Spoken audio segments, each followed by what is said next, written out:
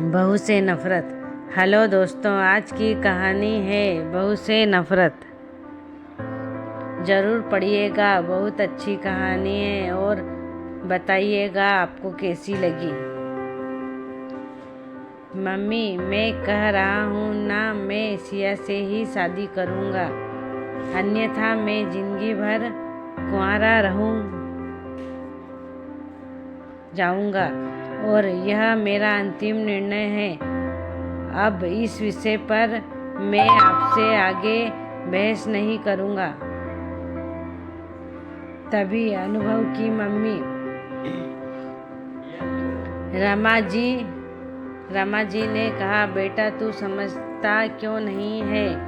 हमने तेरे सामने सिया की जन्म कुंडली पंडित जी को दिखाई थी ना, और उन्होंने सिया की कुंडली में मंगल दोष बताया है। अब तू तो बता, सब कुछ पता होते हुए हम तेरी शादी एक मांगलिक लड़की से कैसे कर दें? तू जानता नहीं कि मांगलिक दोष वाले के जीवन साथी की मौत जल्दी ही हो जाया करती है, इसलिए मैं समझ नहीं रहा हूँ तो भूल जा सिया को। रमा जी ने अनुभव को बहुत समझाया, पर अनुभव का कहना था कि जब मैंने सिया से प्यार किया था तब मैंने उसके साथ प्यार करते हुए जन्म कुंडली का मिलान नहीं किया था, ना ही मैं इन मिलानों को मानता हूँ। इसलिए अब सब मैं शादी करूँगा तो सिर्फ सिया से ही, और यह मेरा आखिरी फैसला है। आखिरी रमा जी को अपने बेटे की जिद के आगे झुकना पड़ा और पंडित जी के द्वारा बताए गए अनुसार सिया ने मंगल दोष का दूर करने के लिए अभिनव के साथ सिया शादी करने से पहले सिया की शादी एक पेड़ के साथ करवाई गई, और उसके बाद सिया की शादी अभिनव से शादी करी। सिया दुल्हन बनकर अभिनव के घर आई, पर रमा जी ने सिया का मांगलिक दोष होना अभी भी खटकता रहा है, और रमा जी उस दिल से नहीं अपना पा रही थी, और घर में कुछ भी परेशानी आती तो उसका दोष सिया को ही दिया जाता।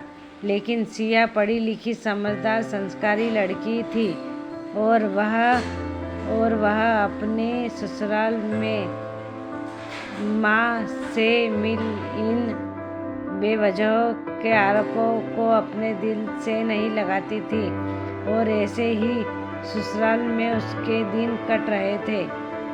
एक दिन अभिनव ऑफिस से जल्दी घर आ जाता है, तब रमा जी ने उससे पूछा, बेटा आज तुम जल्दी कैसे आ गए? तब उसने बताया, माँ आज सुबह से ही सिर दर्द और बहुत कमजोरी आ रही है, इसलिए ऑफिस में काम करने की हिम्मत नहीं हो रही थी मेरी। तब रमा ने कहा, चल बेटा जल्द करो, हम डॉक्टर के पास चलना चाहिए। तब अभिनव और रमा जी ने डॉक्टर को दिखाने गए।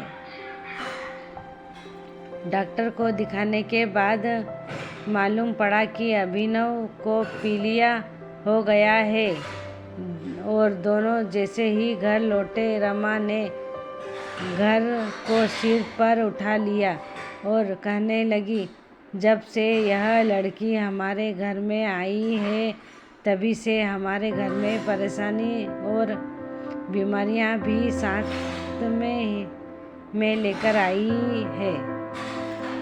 इसके कदम अशुभ है। अब देखो, इसका मांगलिक दोष हमारे बेटे पर भी असर करने लग गया है। कल को अगर मेरे बेटी को कुछ हो गया तो कौन जिम्मेदार होगा। तभी सिया ने कहा, मम्मी जी प्लीज़ और कुछ कितना नीचे दिखाएंगी मुझे।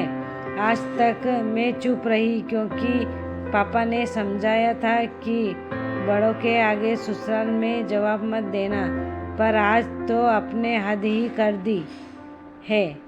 अगर मैं आज नहीं बोली तो ज़िंदगी भर खुद को माफ़ नहीं कर पाऊंगी। मम्मी जी, अगर आप पंडित जी पर भरोसा नहीं करती तो उनके कहे अनुसार आपने सारे मांगलिक दोषों निवारण की विधि क्यों करवाई? क्या पहले आपने मुझे पेड़ से शादी करवाई? दोष मेरे मांगलिक होना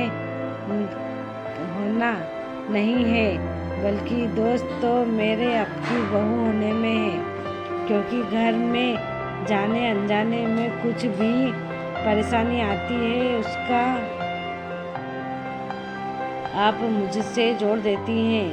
और जब कोई सास अपनी बहू को सिर्फ नफरत करे रही होती है तब यह बहुत दोष बेटे बहू को नहीं पूरे परिवार को परेशानी में डाल देता है।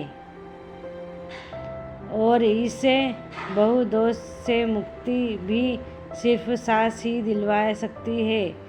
बहू को अपनी बहू माने, उसे दिल से अपनाए, उसे भी सम्मान दे और यह महसूस करवाए कि वह भी इस परिवार का ही सदस्य है। नहीं तो बहू दोष मांगलिक दोष से भी ज़्यादा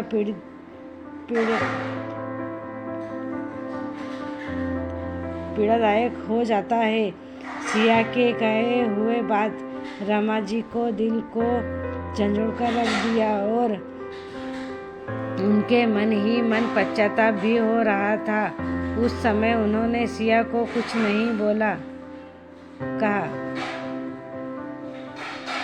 कहा। थोड़े दिन बाद अभिनव बिल्कुल ठीक हो गया और ऑफिस जाने लगा और 1 महीने बाद अभिनव की सैलरी भी बढ़ गई। तब उसने घर आकर उसका श्रेय श्रेया को दिया तो रमा जी बोली, हाँ सही है बेटा, तू तो सारे श्रेय बहू को ही देगा ना। तेरी माँ का आशीर्वाद भी तो तेरी प्रगति के पीछे रहता है तेरे साथ।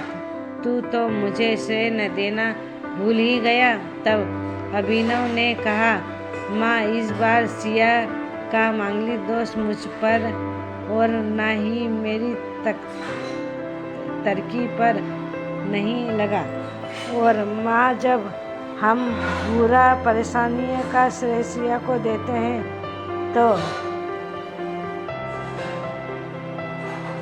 तो अच्छे कामों का श्रेय भी तो श्रेया को ही देना चाहिए। तो इसलिए आज का सारा श्रेय श्रेया को जाता है। अभिनव ने हंसते हुए कहा। तब श्रेया बोली, अभिनव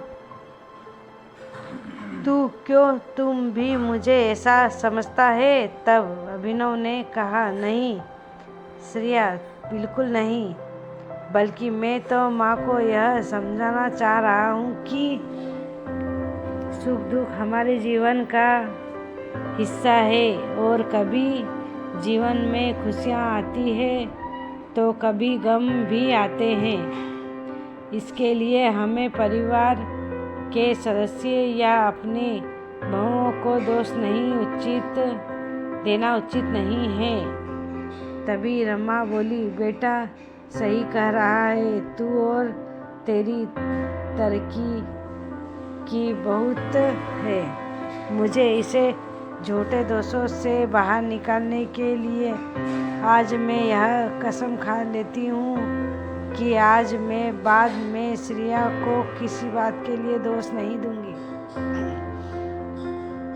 यह सुनकर श्रेया आज बहुत खुश थी, क्योंकि आज से उसकी सास ने मांगलिक दोषों के साथ साथ बहु दोषों से भी मुक्ति दे दी थी। दोस्तों, आपको यह कहानी कैसी लगी प्लीज़ बताइए और लाइक सब्सक्राइब ज़रूर कीजिए।